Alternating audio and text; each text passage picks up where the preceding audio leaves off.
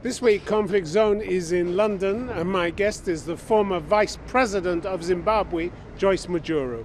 In 2014, she was pushed out by Robert Mugabe, since when she started her own political party and hopes to be elected president next year.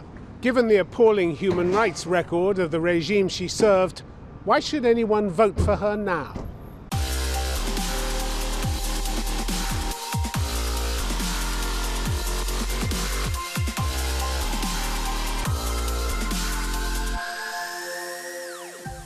Joice Mujuru, welcome to Conflict Zone. Thank you. For 10 years, you were Robert Mugabe's vice president. Yes. At a time when your country was known as a byword for corruption, murder, atrocities, torture. With a record like that around your neck, why should anyone vote for you now? They know. They know what? That when I was with Mugabe, there's a lot that I was doing with people that they liked, because I was never just in the office, but I had ministries that I was running, social ministries that took me out to be with the people. You were a willing and senior member of a regime that perpetrated grave human rights abuses. That's the fact, isn't it? It is a fact. And still perpetrates them, still goes on. It is a fact, it's known that there's a lot that has been happening and is happening in Zimbabwe. Hence, I'm here to make people see that, yes, I was there, but I was an individual, and I have an individual mind. You were vice president, you were number two, you were even acting president on many occasions. And did you hear anybody killed when I was acting president? People were killed in their thousands when you were vice president. You were number two. You were chief denier and chief cheerleader for the regime. No. You were complicit in everything it did. That's not true, Tim. Isn't it? You are used to interviewing people and putting words in the mouth. That's not true that I was cheering. In 2008, I went to Mount Darwin, and it's on record. You can dig up in the archives where I asked the people who sent them to kill. You may have asked, but you did nothing to stop it. That's why. You did nothing to stop it. I wasn't an executive, my dear. You they were are president, number two in the country. Not an executive vice president. They are executive orders that are carried out, which nobody can stop. When the EU banned you from coming in 2011, it said you engage in activities that seriously undermine democracy, respect for human rights, and rule of law. So they knew what you were doing, didn't they? But now they have done it the other way, knowing exactly that others, yes, they were in the administration, but without full knowledge of what was happening. That's why I'm no longer on those sanctions. Joice Mujuru, either you did know what was going on or you should have known. You should have known what was going on under your nose in your own country. You don't know everything in life. You can hear. And with social media and the reportage that goes on, some of it you cannot say yes. But some of it, when somebody comes out and says, I did it, yes, you'll be then in a position to talk about it. This is just an excuse, isn't it? Because the whole world knew what was going on in Zimbabwe. They knew about the atrocities, which you never spoke publicly about. You never spoke publicly about, did you? What the world knows already of what is happening, what happened in Zimbabwe. And this is the reason why I'm now able to visit even those people and talk to them. You claim to have known nothing about the Matabele land killings in the early 80s, where some 20,000 people were killed, massacred by army units working for your president. You knew nothing about this, despite the fact that your late husband was a senior army officer. You knew nothing about this. You have heard already that the 5th Brigade was not part of the army. That's common knowledge. You heard no rumors. You knew nothing. You saw nothing. You asked no questions, Joice Mujuru. Do you know even time for the banditry, so-called banditry? I was even visiting Matabeleland, being Minister of Community Development. And you saw nothing and heard nothing? Seeing nothing, I didn't see. But hearing, yes, I was hearing. And you did nothing about it? But what powers would you have? Vice President, you could have spoken out. I wasn't Vice President in 1982. I wasn't Vice President in 1982. No. I was Minister of Women Affairs and Community Development. And yes, I was visiting Matabeleland. And no, you didn't speak out, did you? Talk to the communities about how they can improve themselves. Joice Mujuru, you went on denying knowledge for years and years, didn't you? In 2011, according to Africa Confidential, you told business leaders that the ZANU-PF leadership and the president were completely unaware of all the killings and violence committed in the party's name. That's what you said in 2011. That wasn't true, was it? That's what you are quoting, what the paper said. But you have heard yourself what Mugabe said, that it was a time of madness. The world knows that. That Mugabe that's an himself... excuse, is it? A time of madness? That's his choice of words. That's his choice of words. And you excuse yourself that way? But you right now, yourself? Right now I am in Matabeleland twice a month, discussing with the seniors in Matabeleland that, you know what, by association, yes, but this is the reason why I am coming to face you and say, do we want to live in the past, or we should now start to look forward?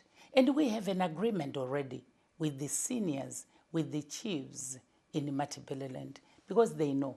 If I was personally... And you keep pretending that you didn't know about all the atrocities taking place over the decade when you were in power. I did not pretend. I actually told them the truth. That, you know what, by association, giving orders coming from an executive, you can't expect any ordinary minister to know that. You never read a paper, you never listened to a foreign news organization, foreign radio station. You read a paper, you hear the radio stations, and you expect the executive to stop that because they know exactly and as Vice President, you thought you had no responsibility whatsoever to step in and tell the world what was going on in your country. Why are you saying Vice President? I wasn't Vice President in 1982. No, but by 1987. By 2004, the atrocities were still going on, weren't they? But didn't you hear me say I spoke about it? Though the voice might have been... stop it. You did nothing to stop it. I couldn't stop. You could have gone on television and radio and talked about what was happening. Instead, you kept denying. You kept trying to pretend that everything was fine in the world. Yes, you did. I think that's why you think when you are pushing things that are not true, you want the world to hear. Joice Mujuru, here are the facts. Here are the facts. Let me tell you. Here are the facts. I have not been the Vice President in 1982. I was the Vice President from 2004, and when the atrocities happened in Chiweshe, close to my home, I went there and I questioned who had given the orders, and nobody gave me the answer. Let's go to 2009, Joice Mujuru. In 2009, when Amnesty International's president came to Zimbabwe, you remember that, and talked about the impunity enjoyed by human rights abusers in your country, you brushed her aside. You said, the people of Zimbabwe have got over their differences and have no time to waste fighting each other as they are too busy rebuilding their country. Which, of course, at that time in 2009 was nonsense, wasn't it? Because the human rights abuses were continuing in 2009, weren't they? Even massively now, so. Even now, when as can you answer that question? Why you brushed away any talk of I it? did not. That's your opinion.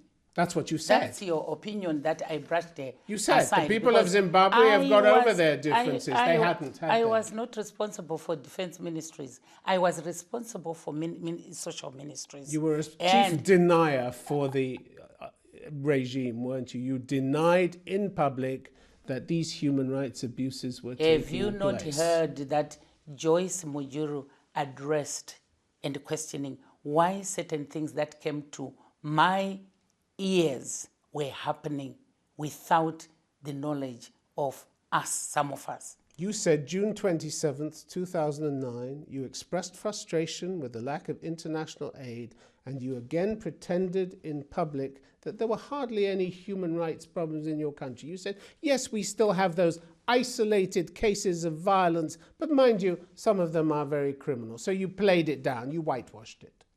Isolated violence cases. That's When what you the said. violent cases that I was talking about, the very same violent cases that you are saying I did not talk about? You know what? The State Department, US State Department said for that year when you just talked about isolated cases of violence. Do you know what they said about what was going on in your country? They said security for, and this is 2009 when you were vice president, they said security forces, the police and ZANU-PF dominated elements of the government continued to engage in the pervasive and systematic abuse of human rights. Trumped up charges, arbitrary arrest, intimidation, I'm and very corruption. happy you're talking about that, because you're talking about trumped up charges, and those are either the courts or the security forces, which I've never been in charge of. And you just said a few isolated cases of violence.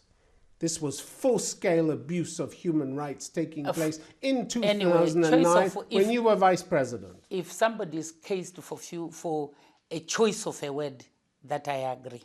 But when somebody is supposed to have been involved in cases of violence, that is a serious accusation, which I will not accept. Joice Mujuru, why didn't you speak out about the election violence in 2008, the extreme election violence that had been perpetrated by your party's thugs?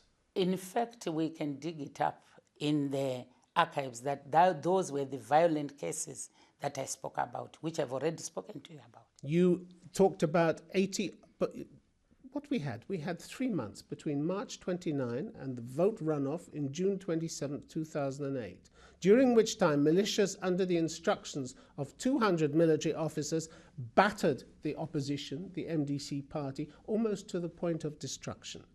So by election day, more than 80 opposition supporters were dead, hundreds were missing, thousands were injured, and hundreds of thousands were homeless, according to the Washington Post. Did you mention those figures? You're talking to the period when South Africa did send even their teams to Zimbabwe. And you're talking to the period when I personally was questioning why such things were taking place. You may have questioned why they were taking place. You did nothing to stop them. But stopping is when you know exactly who is doing that.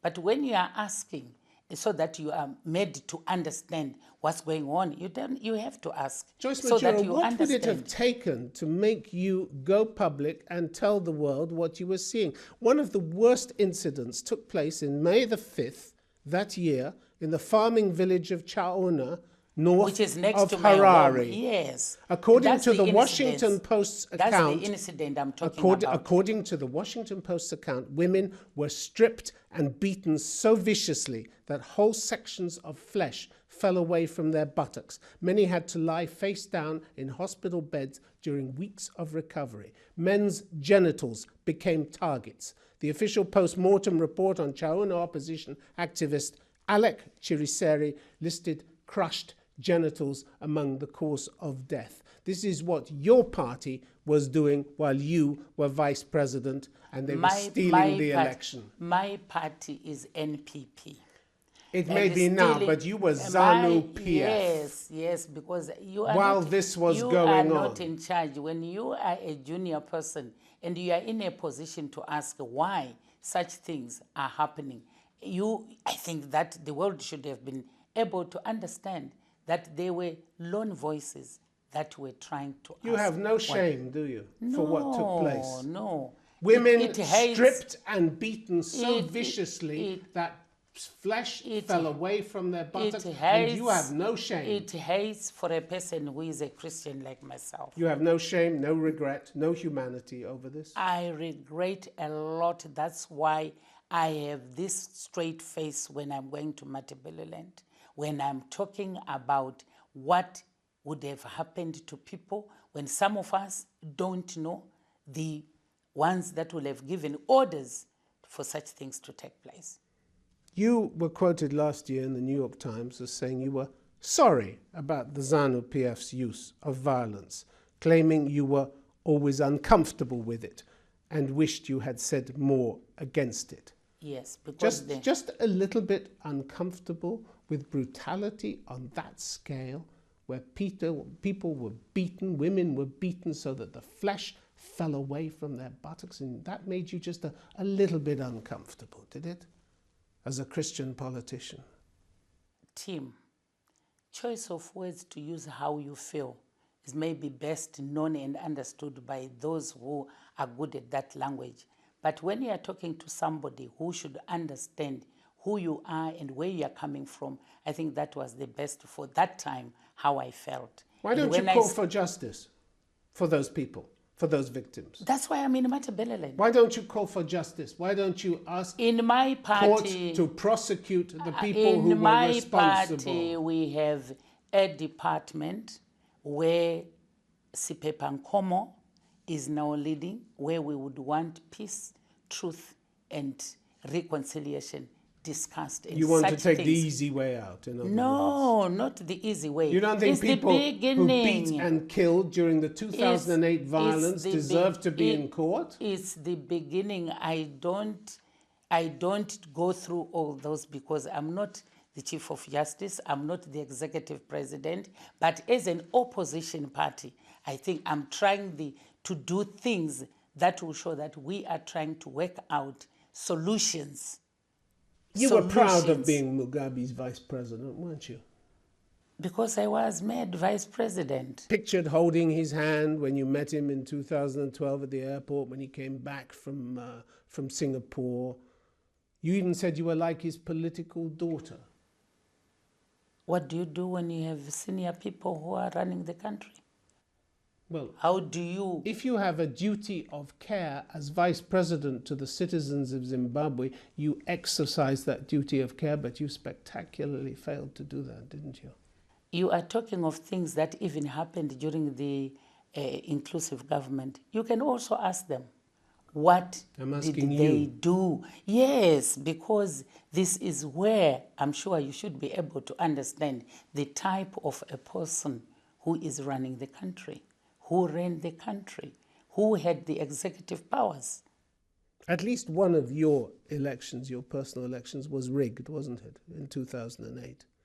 The US Embassy in Harare passed on details, thanks to WikiLeaks, we know this, passed on details about how one of your elections appeared to show severe irregularities. You were running for the Mount Darwin West constituency in 2008. Yes. And you scored what they called a suspiciously high 83.2% of the votes.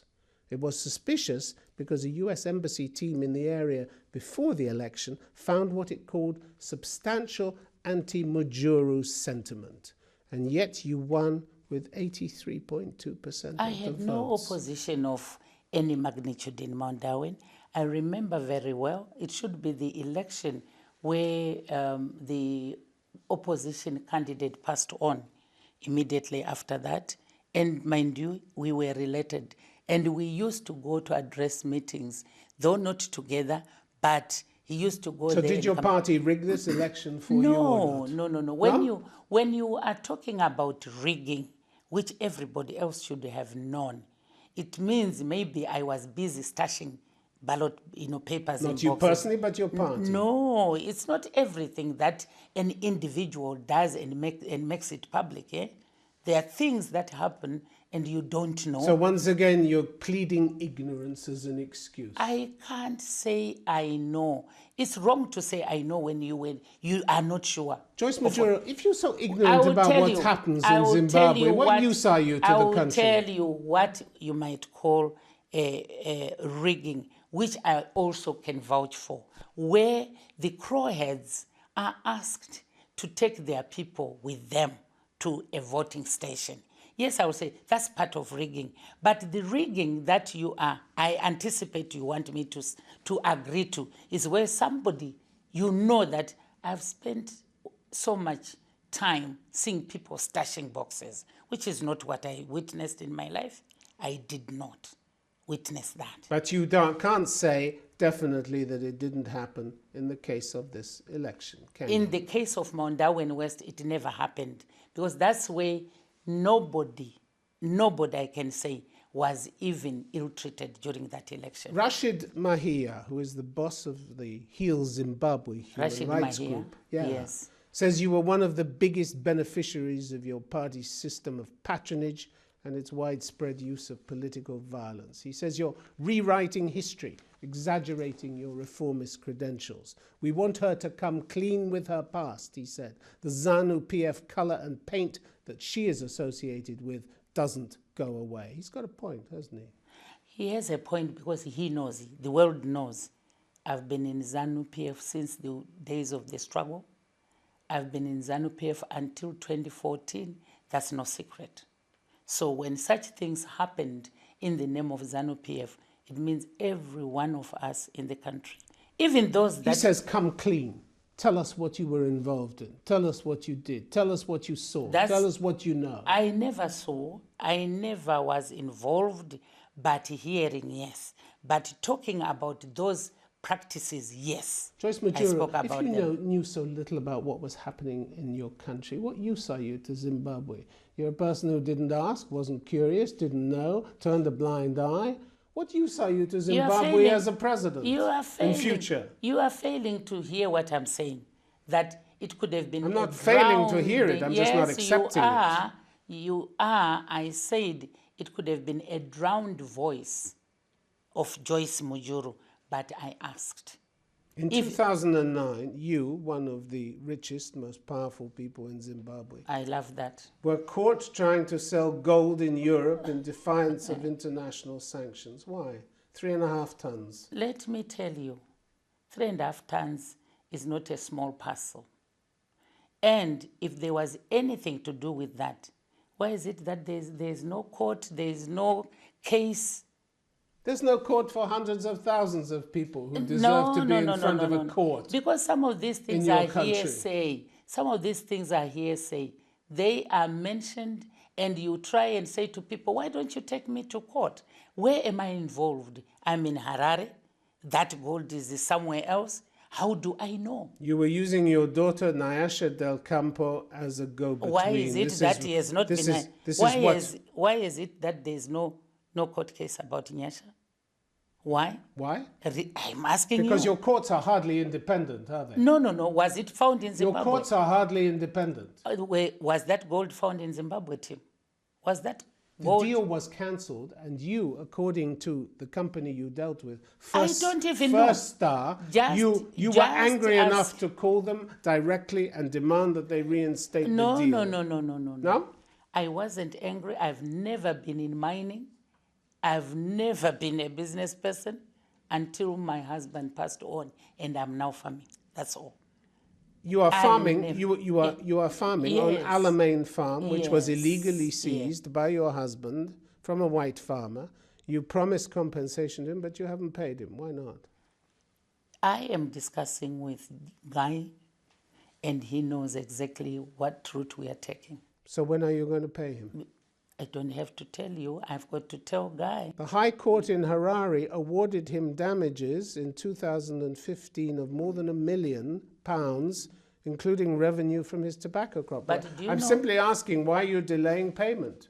It's because we have discussions that are going on. But you know there's Zimbabwe law. And I told Guy, he knows exactly the approach that we are going to take. And we did not agree to make it a public thing. But that he should understand that as National People's Party, we have that agreement and policy that we respect property rights.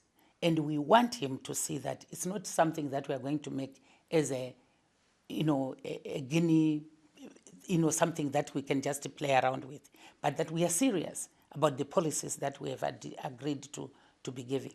How are you going to persuade people with your new party, having ZANU-PF's record of destroying the economy, that you can now manage it?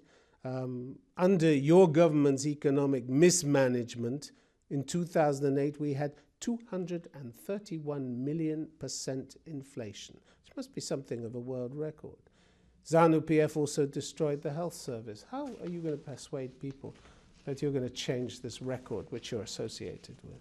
Our policy in People First that we are proposing is that everyone who calls home, Zimbabwe home, must come home. He must be free to participate in the rebuilding of the country. And right now... Come home to more human rights abuses? No, Why should they? No. Not under my lead. No, not under my leadership. That will not happen. Joice Mujuru, thanks very much for You're being most on welcome. Conflict Zone. Thank you. Thank you.